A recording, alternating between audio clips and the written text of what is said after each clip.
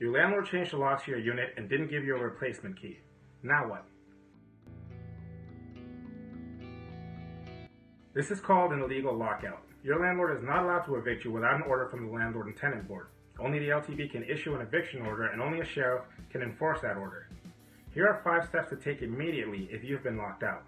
Number 1, speak with your landlord.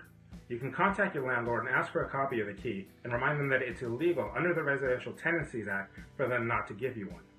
Number 2, speak to the Rental Housing Enforcement Unit. They can speak to your landlord, send a follow-up letter, and even start an investigation and file charges if your landlord does not comply with the act. Number 3, call your local legal clinic. They can speak to your landlord and inform them of your rights, or they can help you fill out a T2 application. Number 4, call the police's non-emergency line. Ask if they can speak to your landlord to let you back into your home.